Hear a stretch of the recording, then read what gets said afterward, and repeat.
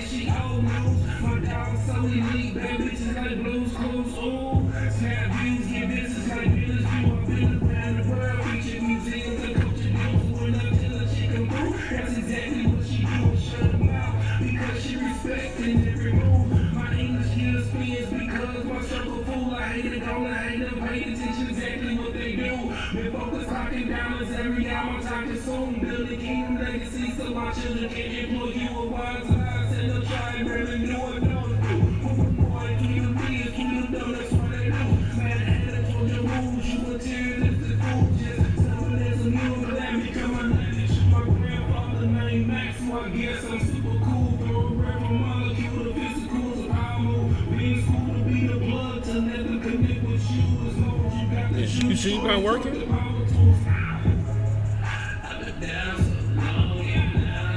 Oh no, I didn't.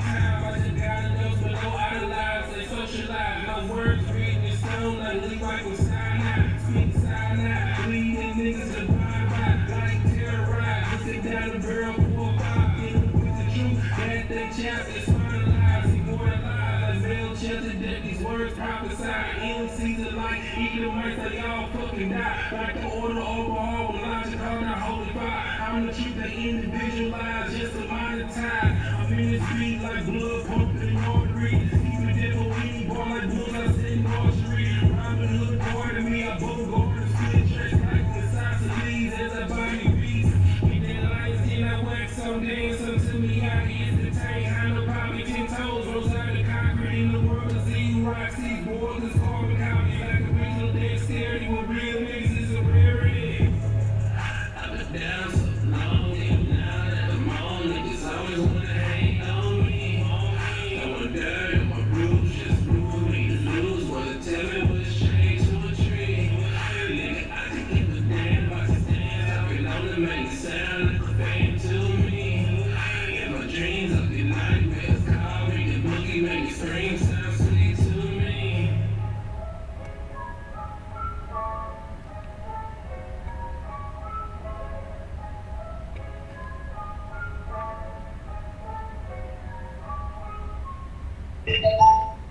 All right, clap it up, clap it up, clap it up, clap it up. All right, it's the Israelite School of Universal Practical Knowledge, started out at 1 West 125th Street, Harlem, New York, under commanding General Yohana. You understand? It's Monday. You understand? It's the what we call the history breakdown class. You understand? If you could go ahead and share the class. Matter of fact, let me do it myself while I'm talking. All right. So, Solomon said there's no new thing that's under the sun. You feel me? So, what's been going on since the precursor in ancient times is going on today, right? So we have this new thing that's coming up at the end of the year that's called New Year's Eve celebration. There you go. So we're going to bring out the fallacies of it. You know what I'm saying? Today's subject matter, the topic of the class is, you understand, New Year's, the deception of men. You understand? Since we on the subject matter, go ahead and give me, what's that I asked for? Yeah, Colossians 2 and 8. We're going to start right there. This is the book of Colossians, chapter 2, verse 8. Mm-hmm. Beware. Do what? Beware. Do what? Beware. Mm-hmm. Lest any man spoil you. Lest what? Lest any man spoil you. So everything that goes on in this nation that's celebrated or that tries to get or trick other people into celebrating it, it's to spoil you. You understand? What does and the crazy thing is, people think that being spoiled is a good thing, right? But when meat spoils, right, when you're cooking, does it smell good? You understand? When you cook it, is it nutritious for you? No, it is not. You understand? So do not be spoiled. You understand? Do not be laid to waste. Read. Come. Through philosophy and vain deceit. You understand? Do not be made or put to spoil, you understand, through philosophy and vain deceit. You understand? So like people nowadays try to philosophize the things that they do. You understand? Try to make it seem like it's what the metaphysical. You know what I'm saying? See, you don't know the metaphysics behind the mathematics. You understand? Of the 5%. You know what I'm saying? You feel me? You know, and you're over complicating things that you don't understand. Life should be very simple. You know what I'm saying? Very basic. You understand? The scripture says that here's the conclusion of the matter. You know what I'm saying? To fear God and keep the commandments. This is the whole duty of man. Right? Should be that simple. You feel me? And that should be the way you move and the reason why you move the way you move. Right? Keep reading. Come. After the tradition of men. So it says, beware lest any man spoil you through philosophy and vain deceit after traditions of who? Men. After traditions of who? Men. You understand? These are not the traditions of God, right? So, you know, we just passed up Christmas, which the scriptures explicitly tell you not to celebrate. You understand? In Jeremiah chapter 10, like it laid the whole thing out for you. You know what I'm saying? That the heathens, they go out into the woods, grab a piece of a tree. You know what I'm saying? Fix it up with nails so it's upright. Deck it with silver and gold. You understand? And it tells you after these matters, you know what I'm saying? Do not follow after the way of the heathen. You understand what I'm saying? So, like, people foolishly think that they're doing something to, we just doing it for the kids. Right. You understand? But what you're actually doing is you're destroying your household. You're destroying your family. You understand? So what you don't want to be spoiled by the traditions of men that have nothing to do with God whatsoever. Keep reading. Come. After the rudiments of the world. Of the what? The rudiments of the world. Keep reading. And not after Christ. See, but, you know, Christians be like, well, God so loved the world. You understand? So how can God so love the world that he gave his only begotten son? But then here it says, beware lest any man spoil you through the philosophy and vain deceit after the traditions of men, the rudiments of the world, and not after Christ. So, but I thought the Most High loved the world that he gave his only son, right? This right here tells you that it's two different worlds. You know what I'm saying? Christ himself said, be in the world, but not of the world, right? You have to separate yourself, right? So anything that has to do with this earth, give me, let's see.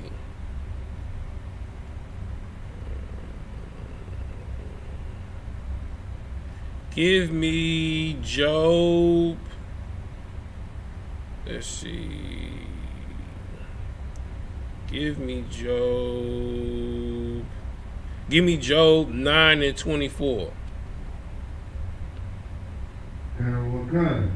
This is the book of Job, chapter 9, verse 24. Mm-hmm. The earth is given into the hands of the wicked. It's done what? The earth is given into the hand of the wicked. Mm-hmm. Keep reading. He covereth the faces of the judges thereof. Mm-hmm. If not, where and who is he? You understand? The earth was given into the hand of the wicked. You understand? And the faces of the judges, you understand, were, you know what I'm saying? The faces of the judges thereof were covered. You feel me? So what does that mean? So that means that righteousness, a veil was thrown over righteousness. You understand? So what you thought righteousness is wicked. And what you think wicked is righteousness. Because everybody in the earth covets wickedness. You understand? Like, you think laying with multiple females, you think that's pimping.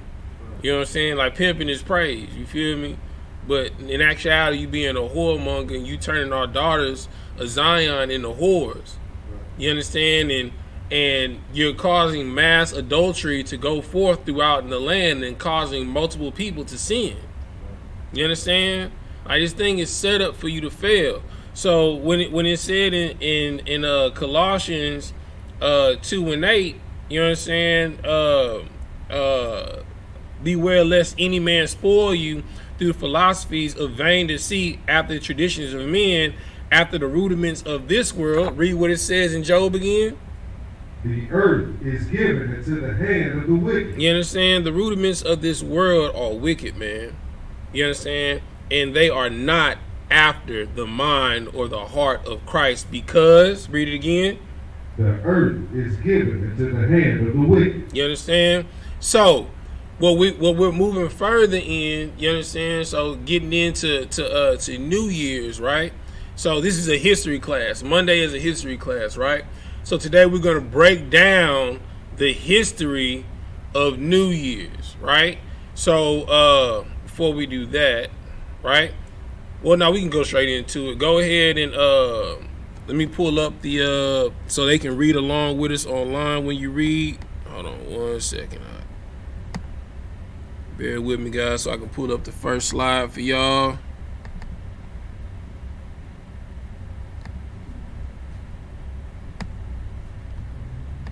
One second.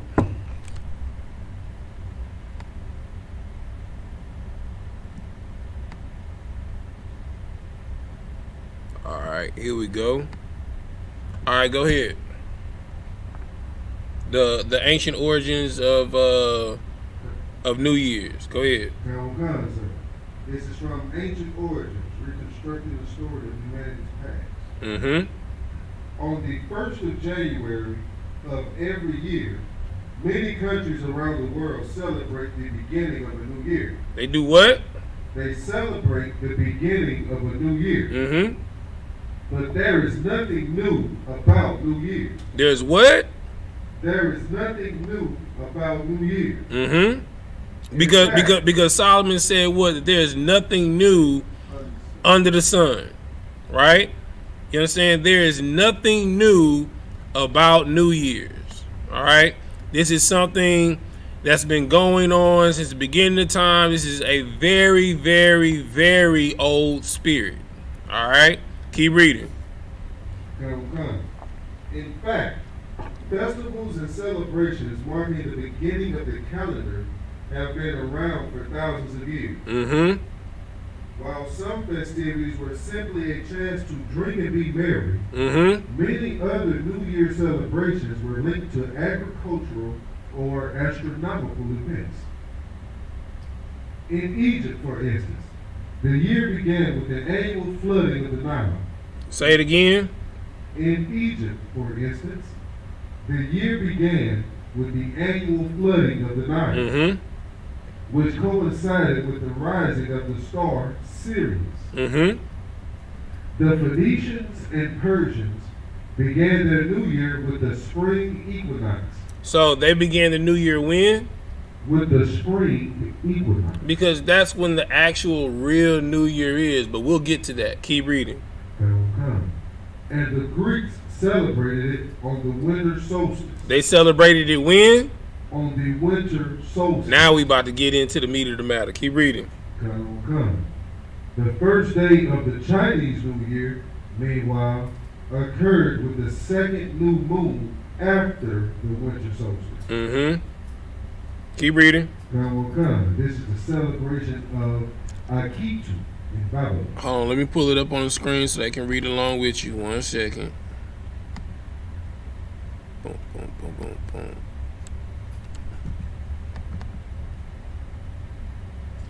All right, go ahead.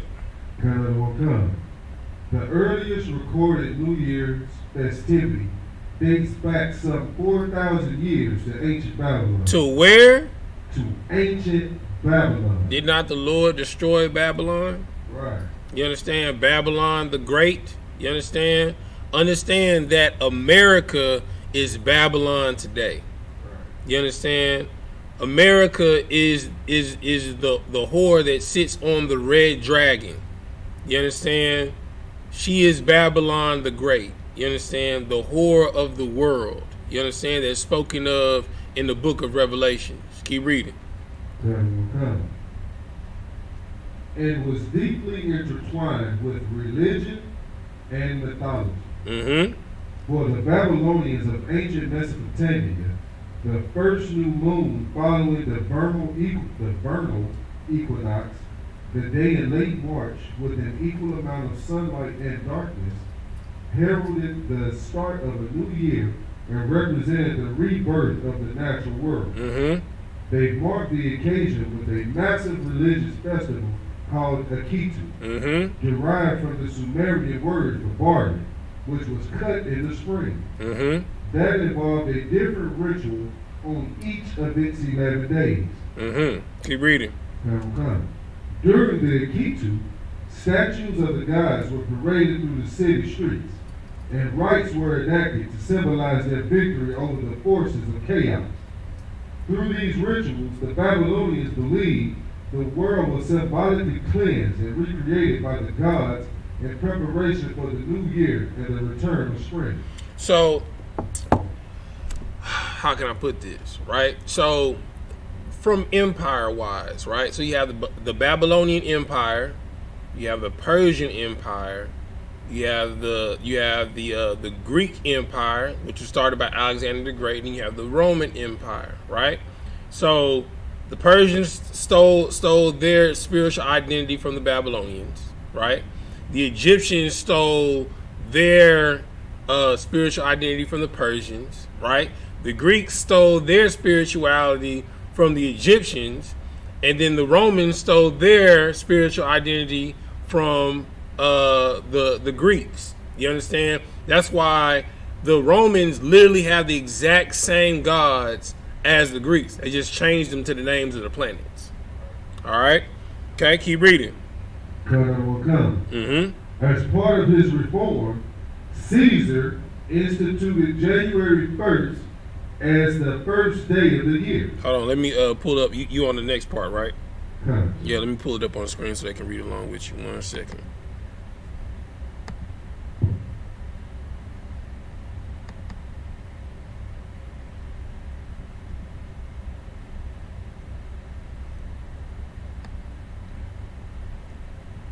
All right, go ahead. Start the beginning. As part of his reform, Caesar. Who? Caesar. You understand? Who was Caesar a part of? You understand? The Roman Empire. Right. You understand? Keep reading. Instituted January 1st as the first day of the year, Mm-hmm. partly to honor the month's namesake. Janus. Who? Janus. Who? Janus. You understand? Which is where you get the name January from. All the months of the year are dedicated to Roman gods or Roman Roman emperors. You understand? So January is allocated to Janus, right? Keep reading. The Roman god of change and beginnings. The Roman god of what? Change and beginnings. All right, so I'm gonna put the picture from the beginning of the class back up here, right? So you can see. I'm gonna come back to where we reading at. All right, 1 second. Let me bring that down. All right, so this is Janus, right? So he is the god of change and beginning, right? Which is why he has two faces. And we're going to get into the reason why he has two faces, all right? Let me go back to where you were reading at. Put that back on the screen for the people to read.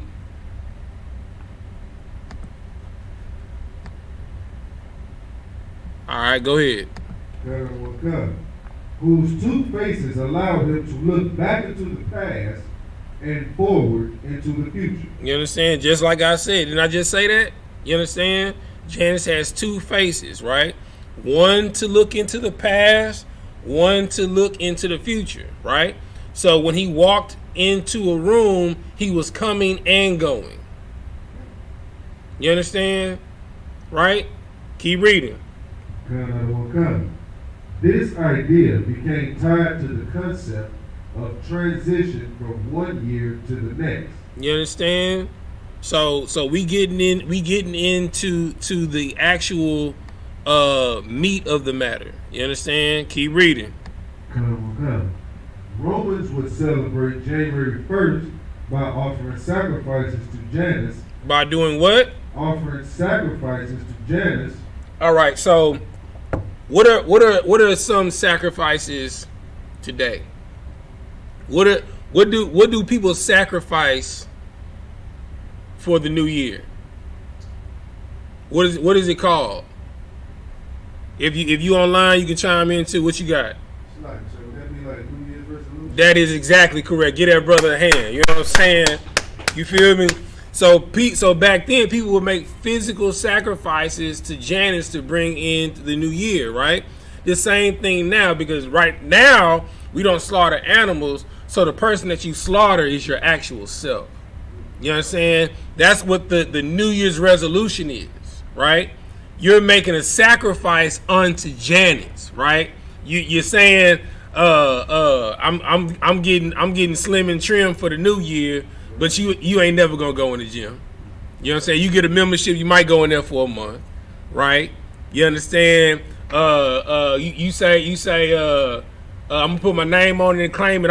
I'm getting a Bentley and a Rolls Royce this year. She ain't never gonna see. You understand?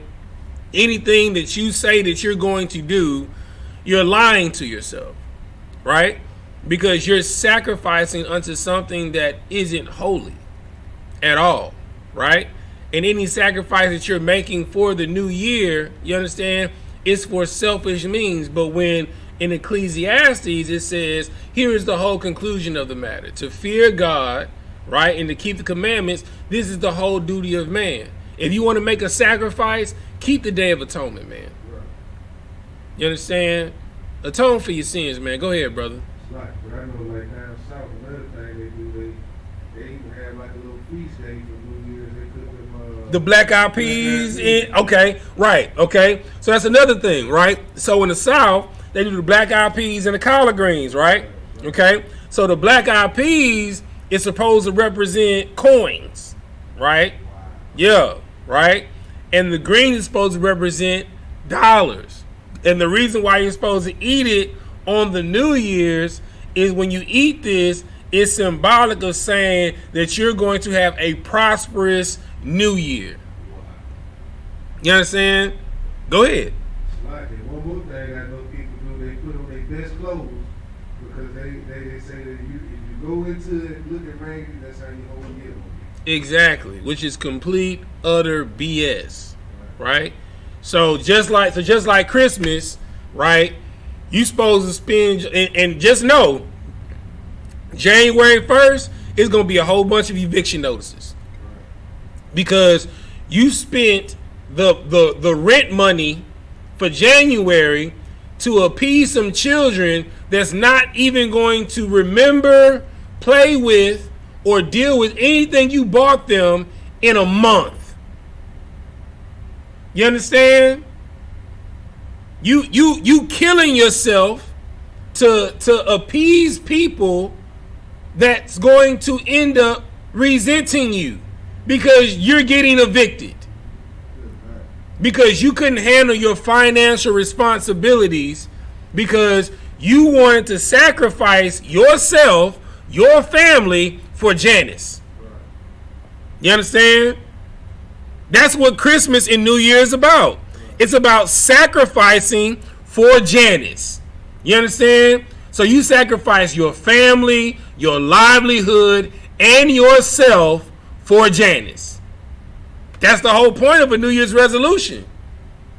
Keep reading. Sir. To Janus, in the hope of gaining good fortune. In the hope of doing what? Gaining good fortune for the new year. Ball game. You understand? That's a New Year's resolution. You understand? You are making a sacrifice unto Janus, a promise, right? Saying, I'm not going to do this so I can get this. You know what I'm saying? New body, new year, who this? You know what I'm saying? Like, you don't understand the folly and the ignorance that you're doing. You feel me? And y'all going to go out here. Well, keep reading. We're going to get to it. Keep reading. Decorate their homes with laurel branches. With what? Laurel branches. Which is a wreath. You understand? You know, right now everybody got wreaths on their door, right? Man, you can't really see it on the let me put this picture back up.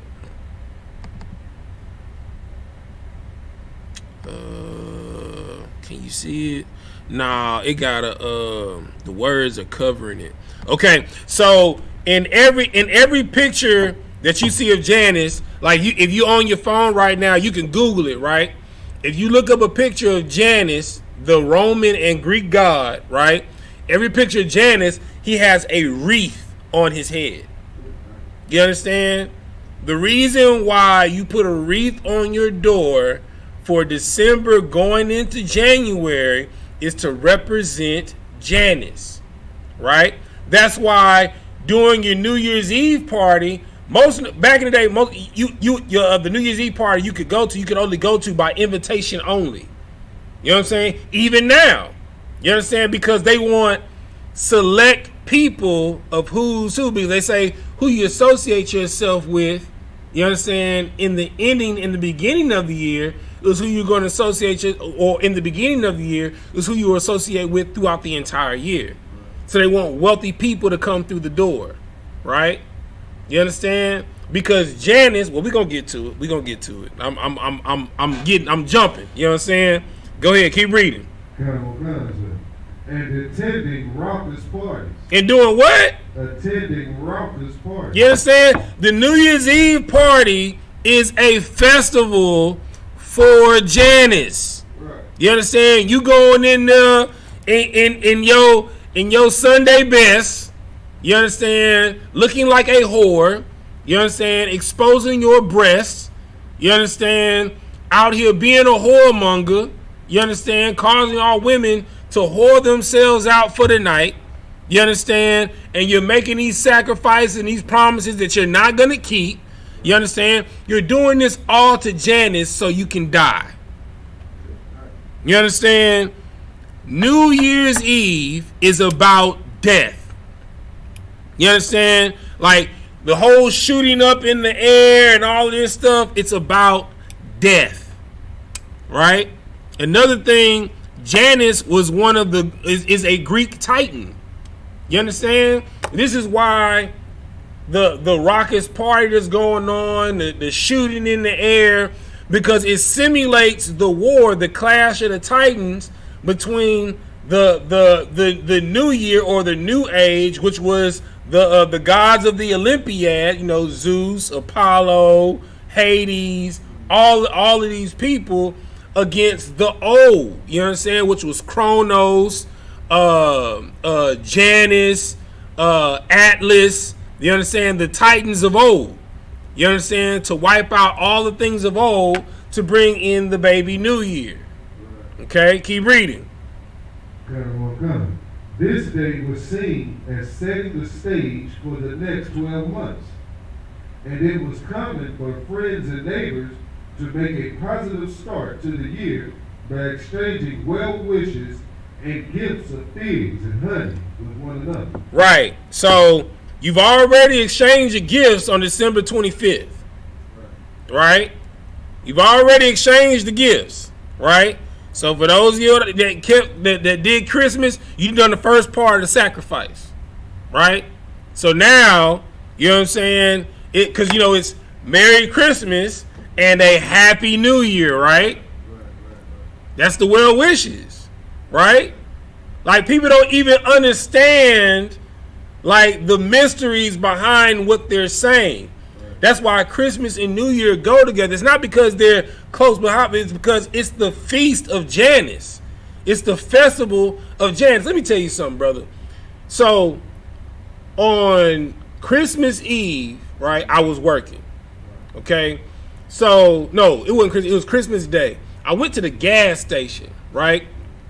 It was a brother out there fighting with his woman. I'm talking about, bro, she was, girls, they be getting these, the claw fingernails now. You know what I'm saying? The long boards.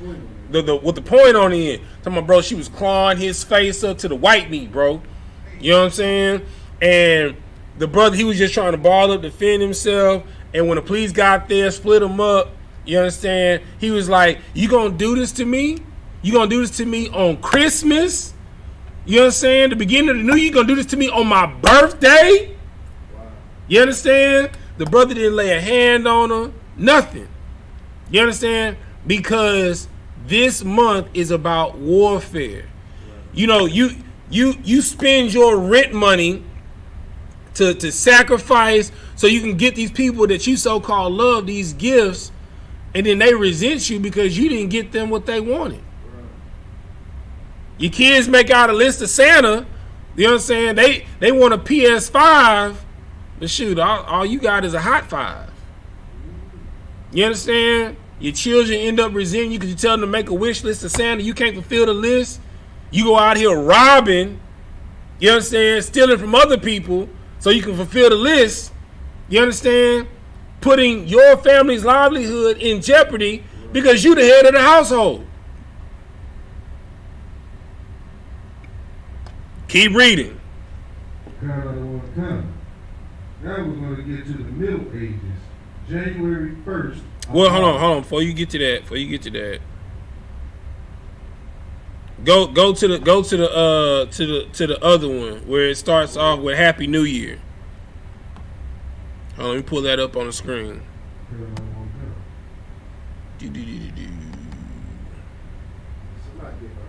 Go ahead, brother. They spend all their money, man. He gives from Nimrod, now they gonna get Janice and piss him off. But it's all the same though. This goes back to Babylonian times. You understand? Nebuchadnezzar. This goes all the way back to then. You feel me? There's nothing new. All they do is it's a Sprite remix. You understand? They just repackage it, sell it to you. You understand? And say it's a new flavor, but it's the same clear liquid with bubbles. Right. Good night. You know what I'm saying? Destroying your liver. You feel me? Go ahead. Because I remember they had that Sprite remix. Speaking of Mike. Oh, sorry. I remember Sprite remix back in the day when we used to rock them Skittles in the morning. Hell yeah. But then now they got this new one. It's like what they call it, like tropical something. I don't even know. I can't even drink Sprite. You feel me? I thought it was like I went to it looking for that same old. It ain't the same. Just another label. You feel me?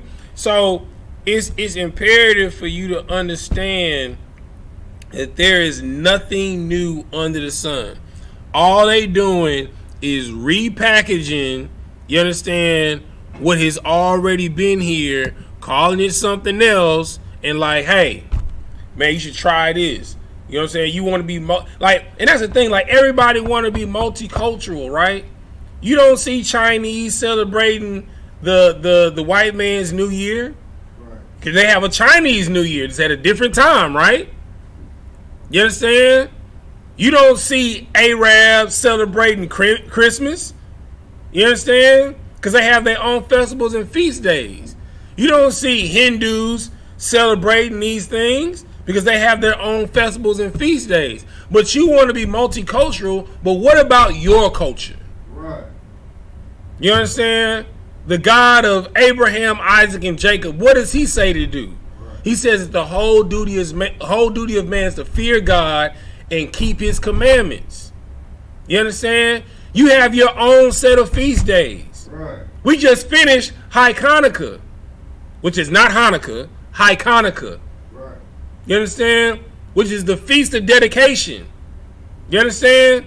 And coincidentally, the white man to have you so confused because he lines up his feast days close to biblical feast days. Right. You understand? We have Passover. They have Easter. You understand? Like, So you have to learn to keep your culture. If you don't know who you are, you're doomed to go like the wind to and fro to every little thing. That we don't. St. Patrick's Day. I mean, hell, you might as well celebrate Gay Pride Day. You know what I'm saying? Because you don't know no better. That's why the Lord set these things out for you. You understand? All right, go ahead and read. So this is from News.com. News.com. Starts off saying, Happy New Year. Romans believe that the month of January was added to the calendar by Numa. The association between Janus and the calendar was cemented by the construction of 12 altars. By construction of what? 12 altars. One for each month of the year. You understand? So they erected 12 altars to Janus. You understand? To represent the coming of the new year for each month. Keep reading. In Janus's temple, in the Forum Halatorium, the vegetable market, the poet Marshall thus described Janus as the progenitor and father of the years. All right, let me put up the next one on the screen. All right, go ahead. From 153 BC onwards, the consuls, the chief magistrates of the republic, took office on the first day of January, which the Roman called the Calends. The new consuls, which is also where you get the word calendar from. Keep reading. The new consuls offered prayers to Janus, and priests dedicated spelt mixed with salt and a traditional barley cake known as the Iannual to the god. Romans distributed New Year's gifts of dates, figs, and honey to their friends. Right. In the hope that the year ahead would turn out to be sweet, as well as coins, a sign of hope for prosperity. Didn't I just say that about the black eyed peas and collard greens? Keep reading. Janus assumed a key role in all Roman public sacrifices, receiving incense and wine first before other deities.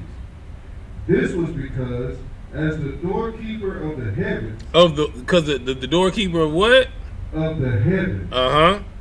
Janus was the route through which one reached the other gods, even Jupiter himself. Right, the exactly. Text on agriculture, written by Cato the Elder, describes how offerings would be made to Janus. So when they celebrating Christmas, they say that's the birthday of Christ, right? That's actually the beginning of the Janus festival, right? So you see how so during the reign of Constantine, right? They merged all the paganism and Judaism and called it Christianity, right? They tried to line up their unholy feast days and the holy feast days and try to come up with set things that everyone has to follow, right? This goes back to the Roman Empire, right? Now watch this. It said that Janus was the gateway to the other gods, right? So they try and spin this to where Jesus said, no man can come to the Father except through me. You understand? Like this is how wicked and diabolical the white man is. You understand? And how evil he is. Like, you think you celebrating the birthday of Christ. Christ wasn't born in December. You understand? He was born during the time of Passover. You understand? During springtime when everything was new. It's warm outside. You understand? Keep reading.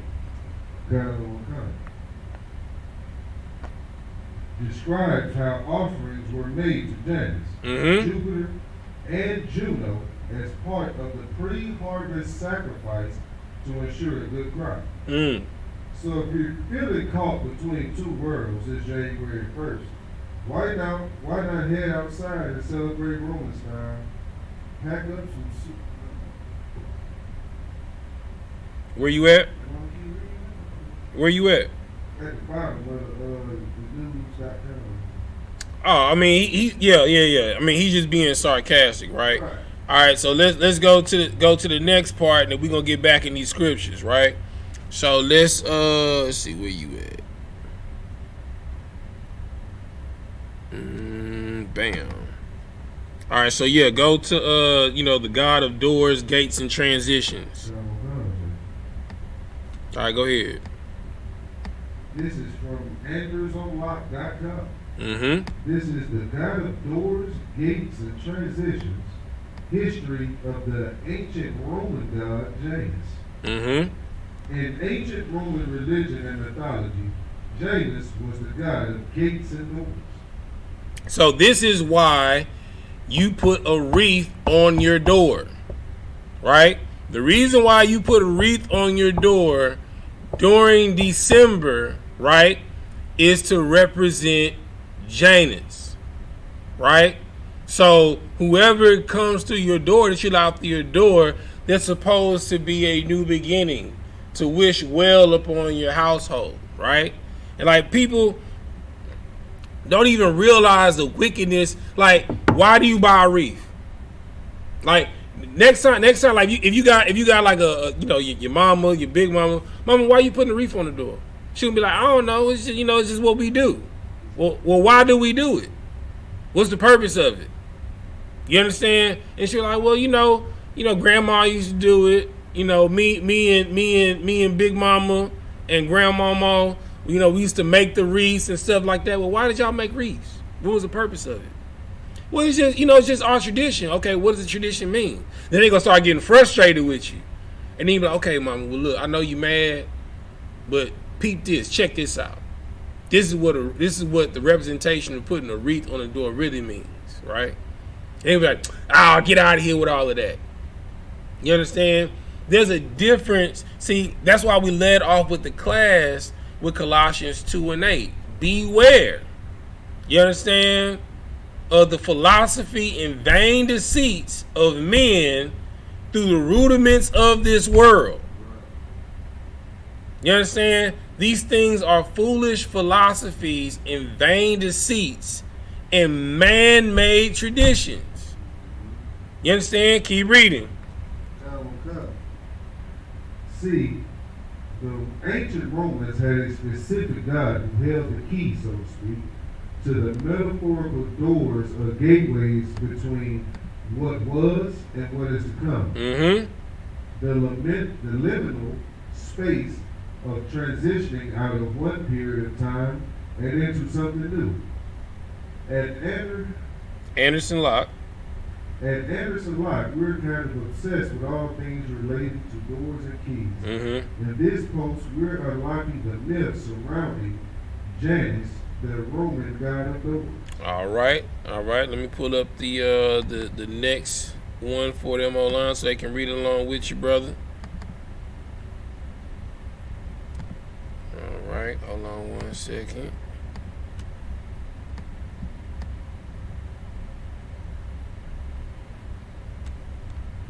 Oh man. All right. There we go.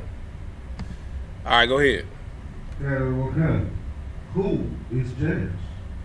It seems like the ancient Romans had a god or goddess for everything. For what?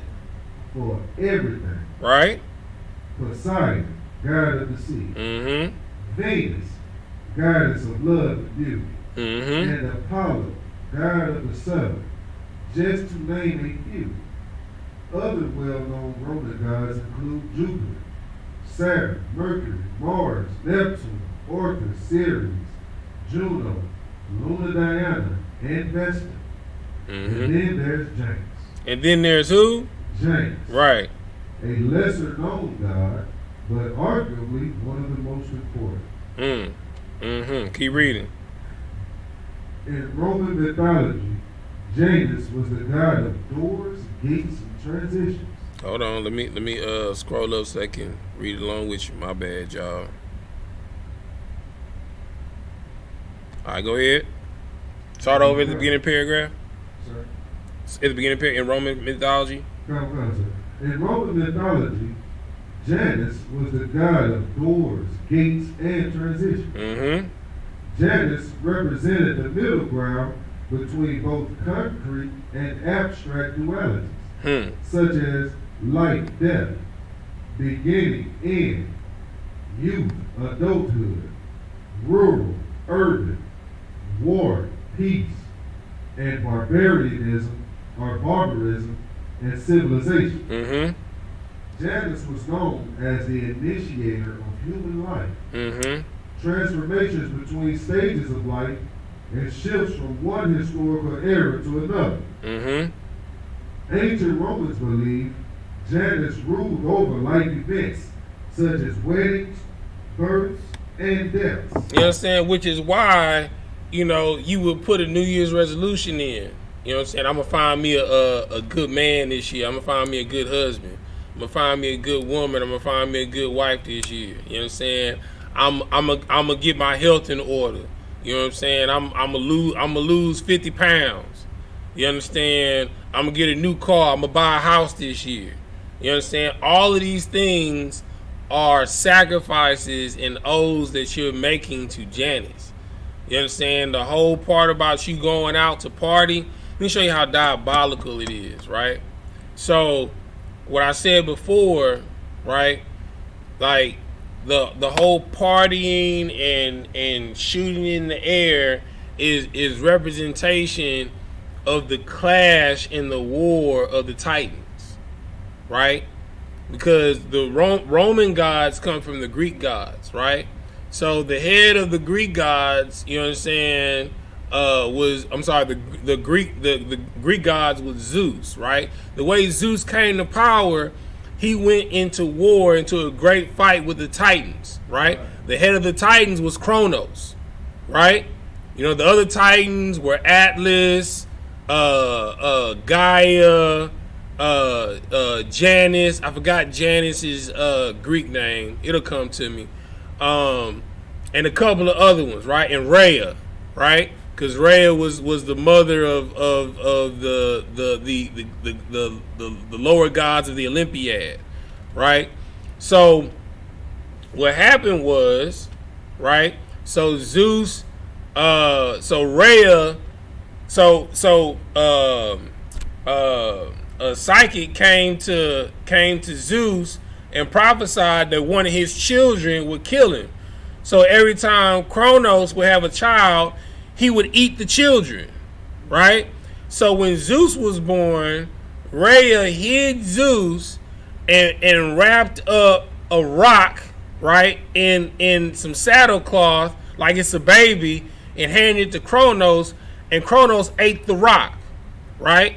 And the rock, when it got into the pit of his stomach, became Hades, right? The god of the underworld. Okay? So Zeus, he comes to age or whatever.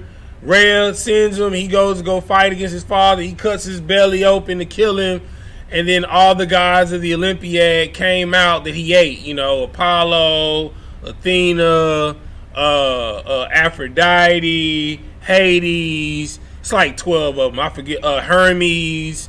They don't matter, right? So Janus is Kronos' brother. So they imprisoned all of the Titans, right? So that the new gods could rule. So it's the end of the old age and beginning of the new age, right? Which is why there are so many people that die during New Year's, right? You understand? People going out partying and all of this stuff. All of this is the feast of Janus. You understand? This goes back to Greco-Roman times. This goes back to Egyptian times. This goes back to Persia. This goes all the way back to Babylon. You understand? And America is Babylon the Great, because she is the whore of Babylon. You understand? The whore that rides the red dragon with the heads and the horns. You understand? All right. So now let's jump back in these scriptures, all right? So now let's find out when the real New Year's is, all right? Give me Leviticus 23 and 5. Let me go there with you. All right, let me get this off the screen. We done with that.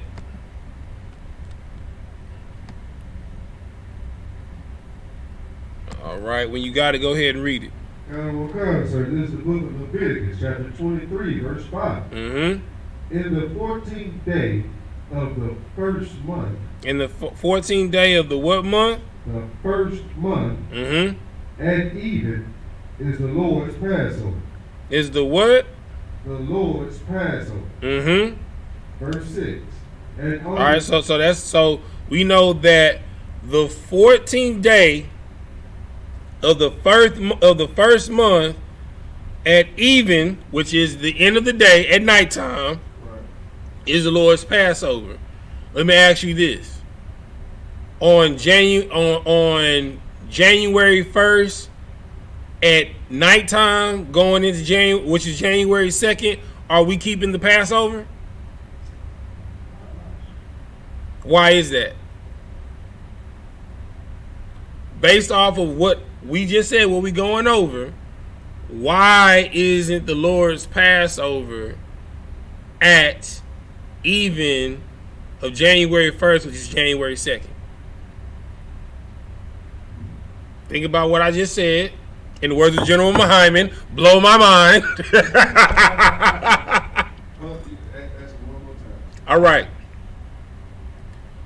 If Passover is the 14th day of the first month, right? Okay. Why isn't Passover in January? Why isn't Passover January 14th? Go ahead. That's not the beginning of the first. That's not the first month. You understand? Who is this? Mayakal, but not Yahawada. You are correct, because it's not the new year. Right. You understand? Because January is not the new year. Now let's prove it. All right.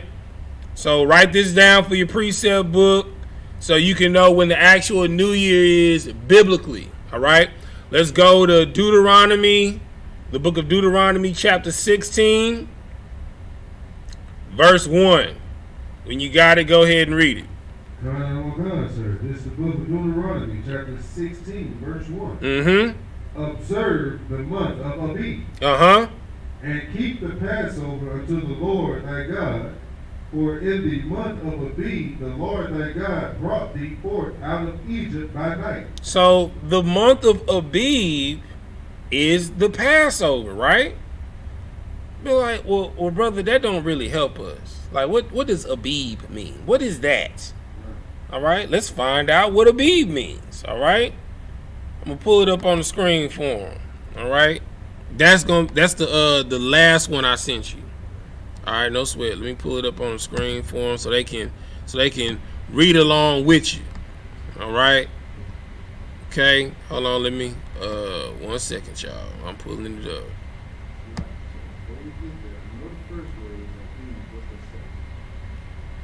It's a variation of the word, right? So this is for Abib, right? Okay, which is Abyab in the Hebrew. Okay, go ahead. So it's Strong's Concordance number H24. All right, so I want you to read under Strong's definition. This is the Strong's definition for Abib. Mm-hmm. From an unused root, meaning to be tender, green, that is a young ear of grain. Mm-hmm. Hence the name of the month of Abib, mm-hmm, or Nisan. Mm-hmm. Abib, ear, green ears of corn. You understand? So if anybody knows anything about farming, right? Okay, so when fruits and vegetables are first planted and they're starting, how do you know when a fruit or vegetable isn't right? I'll give you an example. What color is a banana if it ain't ripe? What color is it? Speaking of Mike. It's like that would be green. All right. What color is an orange if it isn't ripe? Okay. What? Let's see. What? I mean, the answer is green. Okay. So anything, right? Before it blooms, when it's young, right? It's green. Okay. So the year of Abib, the month of Abib is the beginning of spring, which is normally the end of March, beginning of April, right? Which is normally when Passover is, because that is the new year, because things are blossoming and being made anew. How can it be a new year when everything is dead?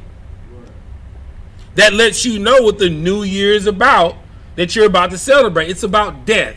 That's why all y'all about to go out here, indulge in debauchery, get STDs, get drunk, drive home, kill somebody on the way home, right? Shoot in the air, thinking that the bullets don't go nowhere. They're going to come down in somebody's car, kill them. Some innocent kid's going to be walking, get hit by a stray bullet that's coming down from the sky. It's going to go into somebody's house. You understand? New Year's Eve, or the festival of Janus, is about death and sacrifice towards Janus. And that's what you're doing.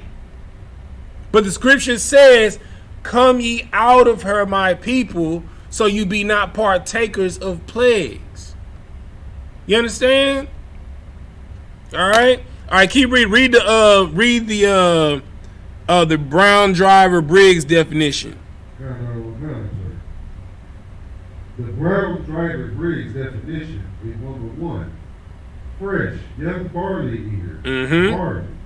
Number 2, month of ear forming, of greening of crop. You understand? So that's the month when the fruits of the crop begin to produce. That's spring, right? That's when trees start growing leaves again. They're green, right? Everything is green before it starts producing fruit. You might have little buds of little fruit starting to grow out. You understand? Little bitty tomatoes, little bitty strawberries. Every fruit, berries, right? What's it saying? Blacker the berry, sweeter the juice, right? You understand? Because if the berry isn't black, it's green. And hard as hell and bitter. You understand? Okay?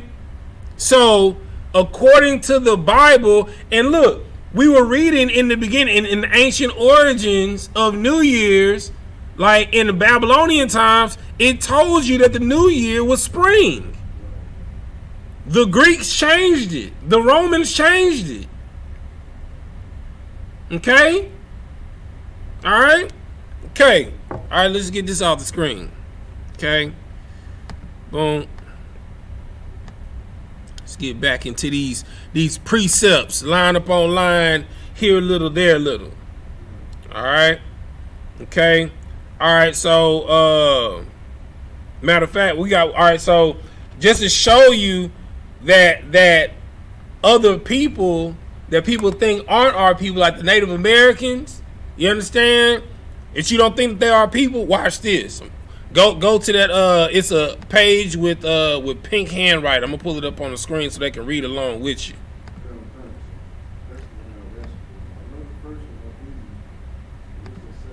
That's the first definition I gave you. It's the first one that I gave you. Right. Okay, hold on 1 second. I got you, brother. I got you. Un momento, por favor. Right? It's Ibawar,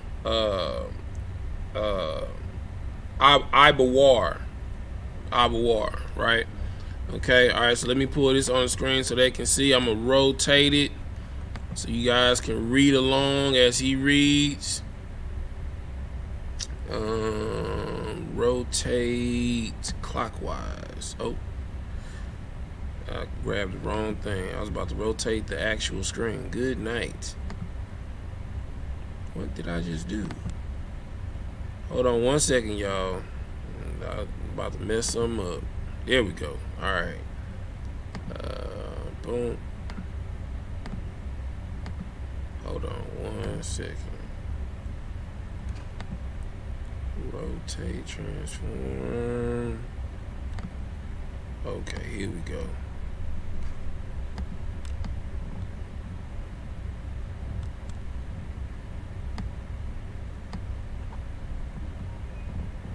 All right, you ready, brother? Sir. All right, let me put it up on screen for him. All right, go ahead. This is from the book History of the American Indian. All right, so this is from the book History of the Native Americans by James A. Dare. All right, go ahead. Sir. Till the 70 years captivity commenced, according to Dr. Prideaux, 606 years before the Christian era. Mm-hmm. The Israelites had only numeral names for the solar and lunar months, except Abir and Iberwal. Mm-hmm. The former signifies a green ear of corn. The what? A green ear of corn. Did we just pull that out by the Strong's Concordance of what the word Abib means in Hebrew? You understand? Keep reading. And the latter, robust or valley. Mm-hmm. And by the first name, trading. And by the first name, the Indians, as an explicative term, their Passover. Their what? Their Passover. Their what? Their Passover. You understand? The Native Americans kept Passover. You know what I'm saying?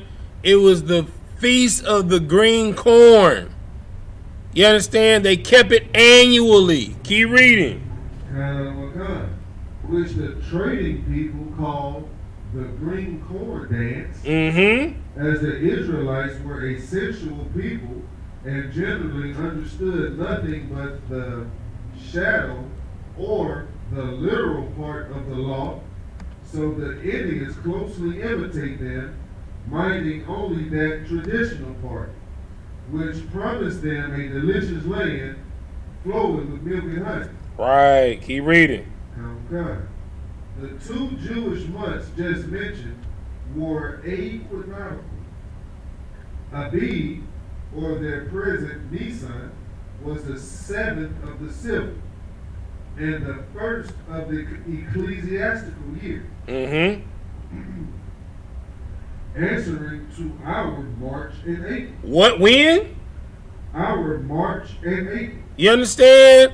The new year is the end of March, beginning of April. Why? Because that is when springtime bloom happens. You understand? And that is normally around the 14th day of the first month, which symbolizes a new beginning, which is why we also hold Passover during that time, because the Lord gave us a new beginning, ironically, at that time when he delivered us from the land of Egypt. You understand? The Lord just don't do anything by happenstance. Right. Keep reading. And Ethanim, which began the civil year, was the 7th of that of the ecclesiastic, the same as our September and October. Keep reading. And the Indians named the various seasons of the year from the planting or ripening of the fruits. The green-eared moon is the most beloved or sacred, when the first fruits become sanctified by being annually offered up. And from this period, they count their beloved or holy things. You understand? Like what you like. Good night, man. I can't make that more plain. You understand? The Native Americans are the children of Israel. That's right. You understand? Like, so, I just brought that out just as a happenstance, you understand, application purposes of what we're going on, more in line to let you know that the people that are the what they would so called be the aboriginals or the natives of this land are the children of Israel. For those that say that the Hispanics and the Native Americans aren't Israelites, right. Salakia, you a damn lie. You understand? All right. So now let's go into dealing with the situations of how to deal with Passover. I'm not with Passover. Deal with these pagan New Year festivals. Give me Ecclesiasticus in the Apocrypha Chapter 18 verse 30. You understand? I'll go there with you. Ecclesiasticus in the Apocrypha Chapter 18 verse 30. Right? You understand? Mm-hmm. To show you that well, we're gonna read it. Go ahead. This is the book of Ecclesiasticus, chapter 18, verse 30. Mm-hmm. Go not after thy lust. Do what? Go not after thy lust. You understand? Like your flesh wants to sin. Your flesh wants to get high. It wants to get high like you've never gotten high before. You doing weed? Hey, let's do ecstasy. You understand? You doing ecstasy? Hey, let's do cocaine. You doing cocaine? Hey, let's do crack. You doing crack? Hey, let's do methamphetamines. You understand? Doing methamphetamines? Hey, let's do cocaine. You understand? Your flesh wants you to be a whore. Shoot, let's have sex with two guys. You understand? Your flesh wants you to sleep with whores. It wants you to be a whoremonger. You understand? Your flesh wants you to be an alcoholic. It wants you to drink and get drunk and get wasted like you've never been wasted before. You understand? But the scripture says, read again. Go not after thy lust, Mm-hmm. but refrain thyself from thine appetite. You understand? Sis, if you're burning with desire to have sex, maybe you shouldn't have sex. If when you wake up in the morning, the only thing that you can think about is getting that 211 or that Steel Reserve, maybe you shouldn't drink. Sis, if the first thing when you wake up in the morning is to wake and bake, maybe you shouldn't smoke weed. You understand? Like, give not over to your lust and your desires. You understand? That's what New Year's is about. You understand? Who can be the greatest whore? Who can be the greatest alcoholic and kill someone? You understand? Who can be the greatest whore, the greatest whoremonger and get an STD and die? You understand? Who can be the greatest with riotous behavior, causing fights and going to the car and shooting somebody, you killing them, you getting sentenced to life in prison, and you die? Do not give over to your foolish appetites, the lust of your flesh. Keep reading. Verse 31. If thou givest thy soul the desires that please her, she will make thee a laughing stock to thine enemies that malign thee. You understand? How can you sit up at camp and try and do a breakdown of World War III, but you on Instagram drunk out your mind pissing on somebody's car? You a joke, alright? You understand? How can you tell a sister to go home to a husband and you was bumping and grinding up against some random dude that's not your husband at a New Year's Eve party? You understand? You're making yourself a laughing stock, a hypocrite. You understand? Keep reading. Verse 32. Take not pleasure in much good cheer. You understand? Like, just because it's a party, don't mean you gotta go, Ak. You understand? The scriptures actually said it's better for you to be in a house of mourning than a house of cheer. You understand? Like, the scripture says that you give wine and strong drink over to them that are perishing. Right? So at New Year's Eve, they taking them back. You want to know why?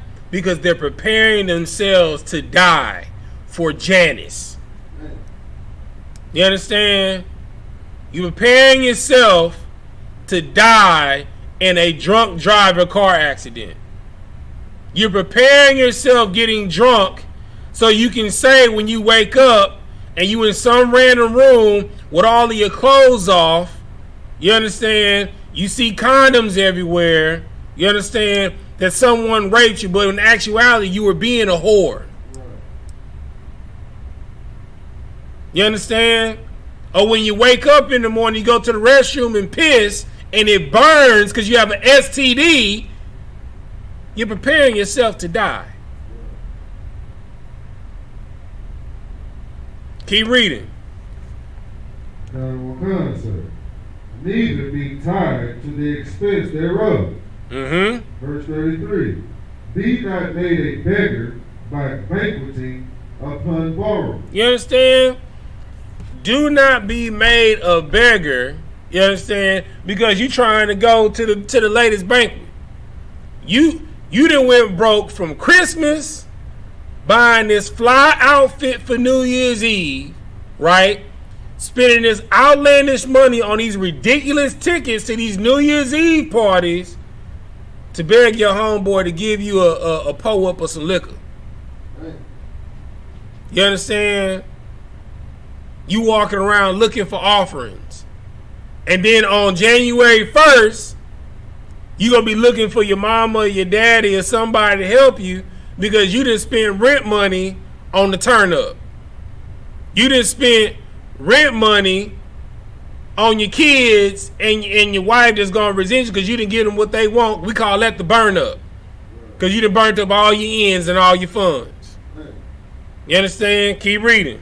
When thou hast nothing in thy purse, for thou shalt lie in wait for thine own life and be talked on. You understand? Ball game. Alright? Give me Ecclesiasticus chapter 14, verse 5. You understand? Don't do evil to yourself, man. Like, don't put yourself in the fire to be destroyed, man. Keep reading. This is the book of Ecclesiastes in the Apocrypha Chapter 14, verse 5. He that is evil to himself. What is that? How can you be evil to yourself? Go ahead. If I may, sir, I'm not following the law, statutes, and commandments. Come on, I mean, yeah, that's right. But how can you be evil to yourself, though? Right? Because breaking the law, statutes, commandments, I can lie, that's me being evil towards you. I can steal, that's me being evil towards you. You understand? Go ahead. So, like, if I may, sir, you can be evil in like something like over drinking or indulging yourself too much in pleasures. Right. It's not killing you, but it's killing you, but it's going to kill you down the road for evil to yourself. Give me, hold what you got. Give me, hold on one second.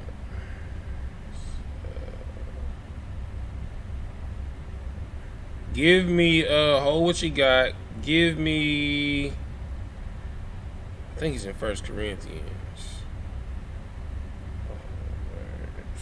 Give me.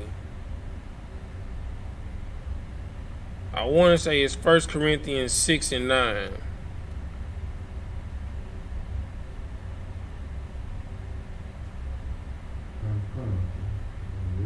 Yeah.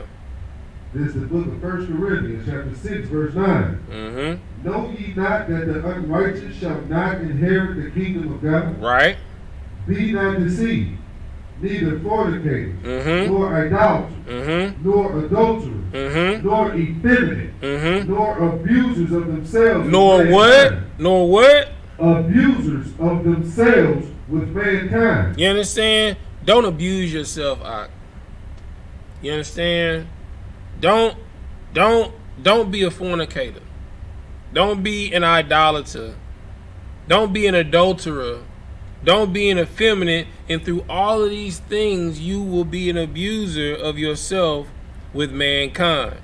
You understand? If you don't know what that is, an abuser of thyself with mankind, the Strong's Concordance number is G733. One who lies with males as with a female, a sodomite, or a homosexual. You understand? Don't abuse yourself, right? Don't be evil towards yourself. You might as well be a sodomite or a homosexual. You understand? All right, go back to the Apocrypha. Start at verse 5 again. This is the book of Ecclesiasticus, chapter 14, verse 5. Mm-hmm. He that is evil to himself, to whom will he be good? Mm-hmm. He shall not take pleasure in his goods. So if someone is drunk all of the time, they're destroying themselves, how can they be good to you? Right? How can they give you advice on what you need to do? How can they be there for you if they're drunk, if they're alcoholics all the time, right? If a sister is a whore or a brother is a whoremonger, how can they be good to you and give you good advice on keeping a man or keeping a woman or keeping your household together or how to have a good marriage? Right? If someone is a drug addict abusing themselves, right? How can they tell you how to stay sober? How can they tell you how to keep a job?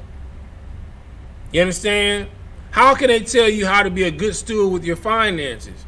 Because they'll trade anything for that next high. You understand? But during New Year's Eve, all of these things are taking place. You understand? Every single last one of these things are taking place. You understand? Brothers and sisters, don't do evil unto yourself. Stay home. Because Janus is going to kill you. The spirit of Janus, you're going to die. Or you're going to kill someone, and then you're going to lose your livelihood. And then your family is going to be poor. Keep reading. Verse 6. There is none worse than he that envieth himself, and that is a recompense of his wickedness. Verse 7. And if he doeth good, he doeth it unwillingly. Salakia. You understand? Read 6 again. There is, verse 6. There is none worse than he that envieth himself, and this is a recompense of his wickedness. You understand? Like, if let's see, how can I put this right? How do you envieth yourself?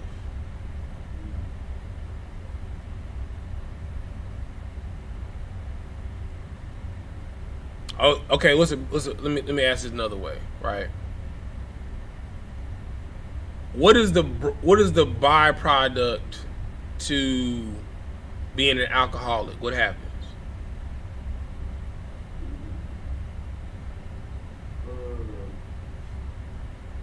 I give you hints. Same thing that happens when you become a drug addict. All right, I give. All right. So, what happens to a prom queen that becomes a crackhead? Go ahead. So, like, sir, if I may, envy of yourself. That's would that be saying, I wish I could be how I used to be, or look Right. how I used to look? Right. Because you abuse yourself, right? One of the byproducts for sisters, they go bald. That's from the Lord. That's why you got to get weed from the other nations, because you can't grow your own hair because you wicked. You know what I'm saying? Sister, you want your edges back? You know what I'm saying? You want that soul glow? You understand? Let your soul grow. Right. You know what I'm saying? Let your soul grow. You know what I'm saying? You feel me? You know what I'm saying? In order for your edges to grow, your soul gotta grow. Right. You understand? Your edges is directly applicable to the growth of your soul. Right. You understand? If your spirit is small, your edges is small. You know what I'm saying? Real talk. You feel me? You understand? But if they envy themselves, right? You understand? That's what alcoholism does. It destroys your life. You understand? Like you had a bright and shining future, but you lost it because you got a DWI. Or you got a DUI. Or hell, you killed somebody in vehicular homicide because you was drunk behind the wheel. Now you behind bars. Right?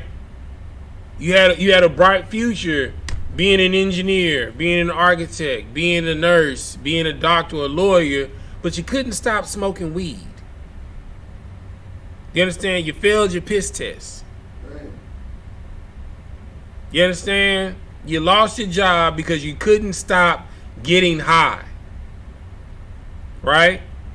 Or you lost everything that you had because you couldn't stop being a whore or a whoremonger, and you lost everything in a divorce. You understand? That's you envying yourself. Envying who you used to be. Now read it again, verse 6. Now we got it in retrospect. Read. Sir. This is the book of Ecclesiastes, chapter 14, verse 6. Mm-hmm. There is none worse than he that envieth himself. Mm-hmm. And this is a recompense of his wickedness. You understand? The recompense of his wickedness is the state that he's in now. You understand? On the corner begging for change. In front of the gas station begging for change. You're back living at your mama house. You understand? Like, this is the recompense of your wickedness. You understand? Keep reading. Verse 7. And if he doeth good, he doeth it unwillingly. You understand? If he does good, he doesn't do it because he wants to do it. He's doing it because he's forced to do it. Right. Because in his heart is wickedness. Read. And at the last, he will declare his wickedness. I just said that. Keep reading. Verse 8. The envious man hath a wicked eye. Mm-hmm. He turneth away his face and despiseth men. You understand? An envious man hath a wicked eye. You understand? Because he envieth himself. So if he envieth himself, what you think he gonna do towards you? He mad at where he not, and he feel that he should be where you at. You understand? Thus is his heart. You understand? And he turneth away his faith, and he despises men. But you're supposed to have love for your fellow man, blacks, Hispanics, and Native Americans. Right. You should want to see them succeed. By them succeeding is you succeeding. You understand? Keep reading.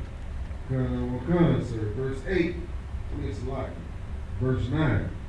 A covetous man's eye is not satisfied with his portion. You understand? He's never satisfied with what the Lord has given him. Now you can be utterly destroyed And the Lord can get you a job at McDonald's. Right.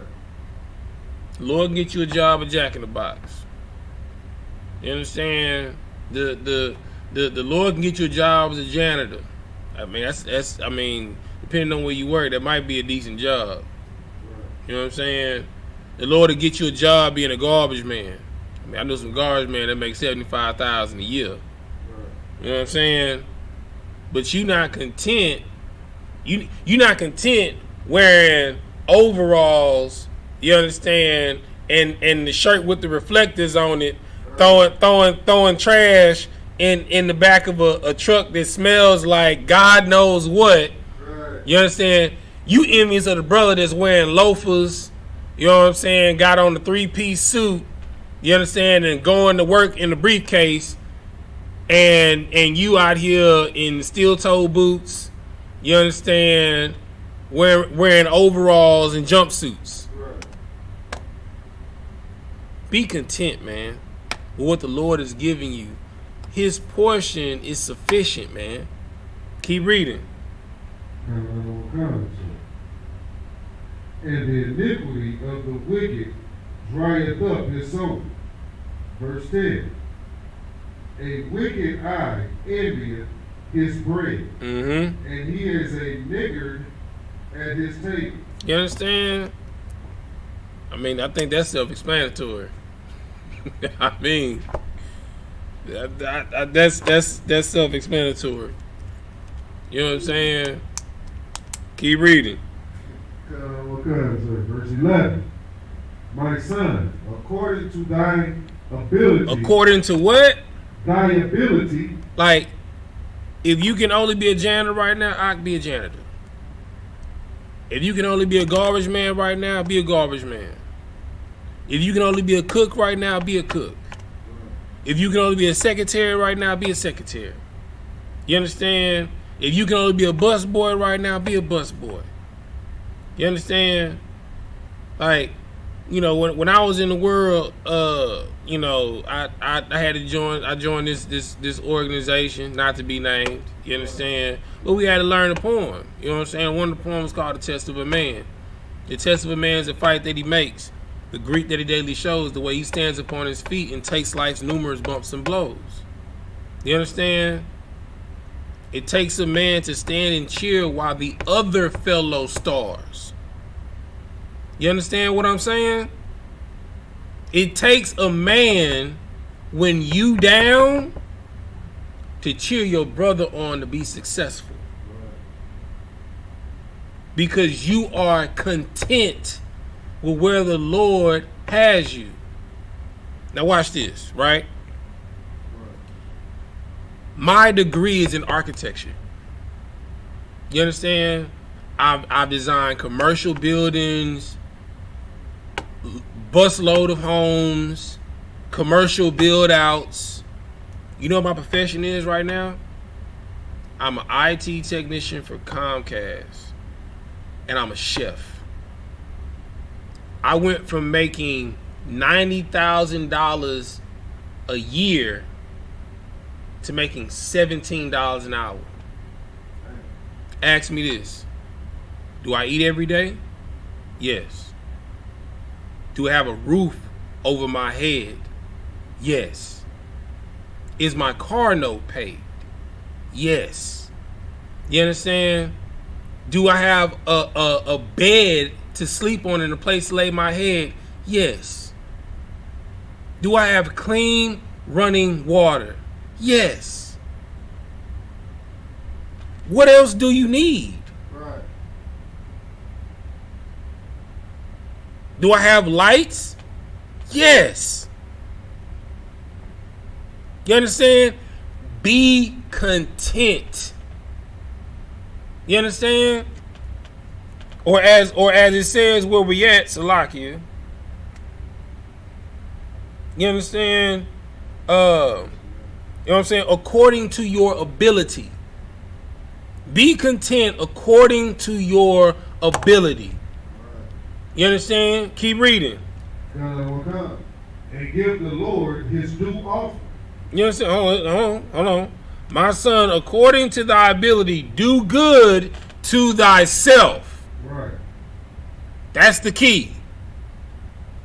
If you a garbage man, be a good garbage man. Be righteous. Don't break the laws. Go to work, go home. Be with your family. If you don't got a family, go to work, go home. Be at peace. Now read what you was reading. Come, sir. And give the Lord his due offering. Do not rob God. Pay your tithes before he does what he says in the curses, because paying your tithes is a law. It's a commandment. He said that he will make it where it's like a hole in your pocket. You understand? Where it's a hole in your basket to where you will not be able to store. You don't believe me? Test God. You understand? I remember one time I was 2 weeks late paying tithes. I forgot. You understand? And it's like, for some reason, like my account was just draining. I didn't know where the money was going.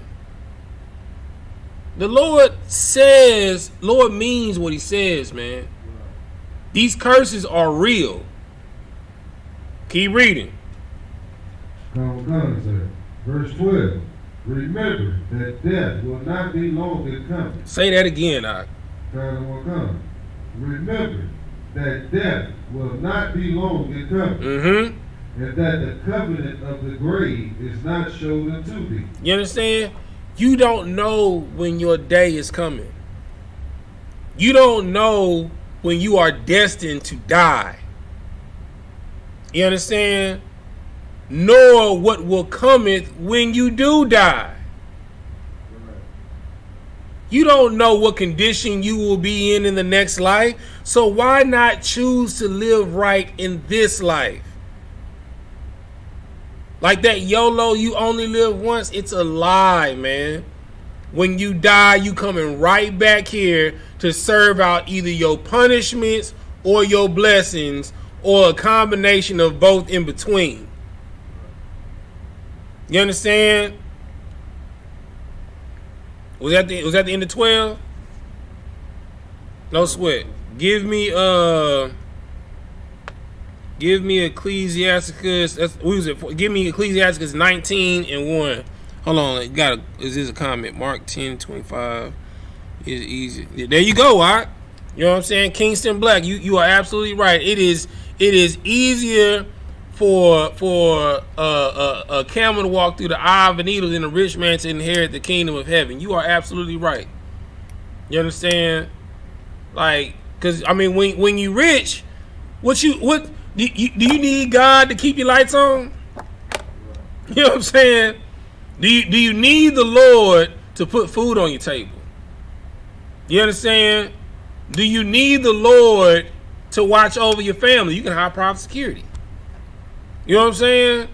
You are your own God. You have your reward.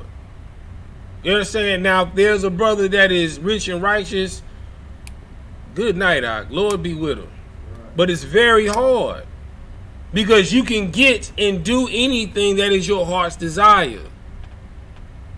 What do you need the Lord for? You understand what I'm saying? All right, let me go there with you. All right, so we at Ecclesiasticus 19:1. Go ahead. So this is the book of Ecclesiasticus. And this goes right on what Kingston Black was talking about. Go ahead. So chapter 19, verse 1. A laboring man that is given to drunkenness shall not be rich. You understand? So if you going to work, as soon as you get paid, you draining half of your check on buying liquor, because every Friday you so stressed out and oppressed, you got to get drunk to forget about your condition. You never gonna get out of the hole that you in. Never. You understand? You're gonna constantly be impoverished, because it says that wine and strong drink are for those that perish. It's not for kings. It's not for rulers. Because in order to be a ruler, you got to be on your P's and Q's at all times. ain't no days off. If you in the Israelite School of Universal Practical Knowledge and you want to be a ruler, this 365 24/7. The minute you take a day off, you fall. Keep reading. And we're gonna say, and he that contemneth small things shall fall by little and little. You understand? If you're content over the things that you have, you'll fall over like little bitty things. You understand? And you can pick yourself back up. A righteous man falls 7 times, right? But he get back up. You know what I'm saying? So measure twice, so you only got to cut once. I mean, everybody gets corrected. Don't get it twisted. You understand? Everybody gets corrected. You understand? But don't get chastised because you a fool. Because the Lord will destroy you. Versus you getting chastised because you're making a mistake due to ignorance. With ignorance, you can learn. Through folly, you'll be destroyed. Keep reading. Now we're gonna say, verse 2, wine and women will make men of understanding to fall away. Like, all right. When you drink, you forget the law. You understand? You start listening to your flesh. Sis, when you drink, you forget the law. You start giving over to your flesh. Seducing spirits. Why do you think when you go to the liquor store, it's like prime example, like a famous 2 liquor stores that are big in Houston are Total Wine and More and Specs, but the tagline under it says spirits and wine, right? The more you drink, the more you give yourself over to seducing spirits. You don't believe me? Watch this, right? When you drink brown, cognac, like Hennessy, bourbon, right? It puts you in a mellow type of spirit, right? Anybody that frustrates that mellow type of spirit, you want to fight. Right? You know what I'm saying? Clear liquor, tequila, puts you in a different type of spirit. It gets you hype. Right. You know what I'm saying? These are spirits. I'll give you another hint. In Santeria and Ifa, right? The Orisha that you serve, that you build an altar to, each Orisha has a different type of spirit. Ogun has a rum. Obatala has a rum. Yemiya has a specific type of rum. Some of it's dark rum, some of it's light rum. You understand what I'm saying? These are different spirits that you are tying yourself to. Now, I'm not saying that there's nothing wrong. I'm not saying that drinking is wrong. You understand? But to get drunk is a sin. You understand? It's okay to get angry, but the scripture says, be angry and what? Sin not. You understand? I'm trying to get your mind right for what you're about to be tempted to with this New Year's BS that's going on, this festival of Janus. You're going to be tempted with whores. You're going to be tempted with drunkenness. You're going to be tempted with debauchery. You're going to be tempted with all types of drugs to get high.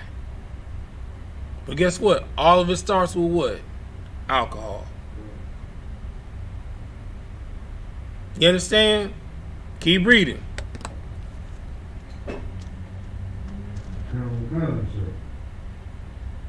And he that cleaveth to harlots will become You understand? If you don't know what impudent means, basically what that means is that you will fall away from the law. You will fall away from morality. You understand? Getting alcohol and whores will make you forget all about the law. It's gonna make you a hypocrite. You understand? Like, he's like, yeah, man, I got me a new rib and stuff like this or whatever. And you know, the way you get them is how you lose them, right? Ain't that the old saying? You meet a chick at the club and she wearing all types of whore-like apparel, and then y'all have sex that night, and you be like, you my wife. Now you gotta dress modestly and cover your head. She be like, nigga, please. She's not gonna have no respect for you, Ak. You understand? Because she knows what you like. That's how she got you. You like whores. You understand?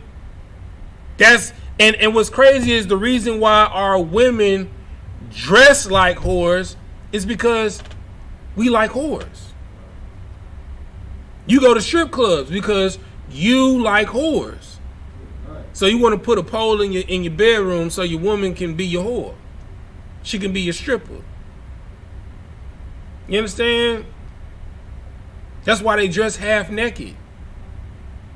Because they're what you like. You like whores. You don't want a modest woman adorned in modest apparel, looking royal like a daughter of Zion, worthy of a nation of kings and priests. Keep reading. Verse 3. Moths and worms shall have him to heritage, and a bold man shall be taken away. You understand? I don't know if you know what moths and worms are. That's death. Right. Liquor and whores will lead you to death. This New Year's Eve that's coming up, all these New Year's Eve parties that you going to, is going to lead you to death. Keep reading.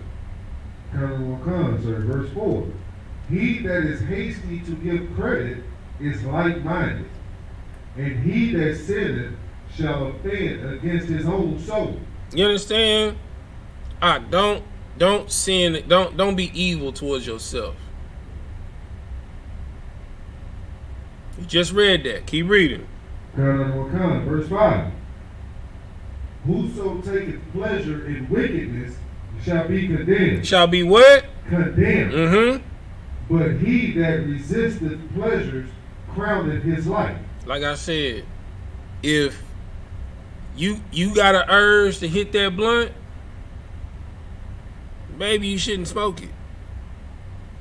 If the first thing you want to do when you get up in the morning is crack open a 211 or Steel Reserve, maybe you shouldn't be drinking. You know what I'm saying? If you just burning with desire because you want to get your rocks off, maybe you shouldn't be doing that. Because you're going to be destroyed by the lust of your own heart. You good? I'm watching. Keep reading. Verse 6. He that can rule his tongue shall live without strife. And he that hateth babbling shall have less evil. You understand? Like, don't be a talebearer. Don't be a gossiper, man. It'll save your life and keep your soul. Keep reading. Verse 7. Rehearse not unto another that which is told unto thee, and thou shalt fare never the worse. If a brother conveys something to you in confidence, let it die with you. Right. You understand? Like, so many people have fallen due to pillow talk. You understand? Close your mouth. You understand? Learn discretion. And before that, learn discernment. Everything that's spoken don't need to be said. Right. And everything that's said don't need to be spoken. And everything that you think don't need to be uttered. Keep reading. Verse 8. Whether it be to friend or foe, talk not of other men's lives. You understand? Like, don't comment on another man's household. Right. That's not your house. You only see what that brother or sister wants you to see. You don't know what goes on in that house. When you see a brother check his wife, right? You may think it was too harsh how he handled his wife, but you don't know what that car ride over was like. Right. You don't know what transpired that morning. You don't know if they got counsel and the brother or the sister didn't adhere to counsel.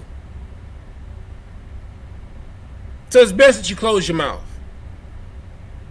You understand? If you feel something wrong has happened, go talk to the brother or sister, to him and him alone. You understand? And if you don't understand how to do that, get counsel. Right.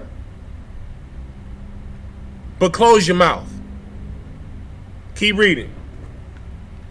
Sir. And if thou canst without offense, reveal them not.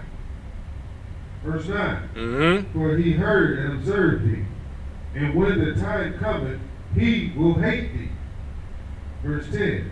If thou hast heard a word, let it die with thee. Ball gang. Give me Wisdom of Solomon, chapter 1, verse 13. It's gonna be the last scripture, and we're gonna close it out here.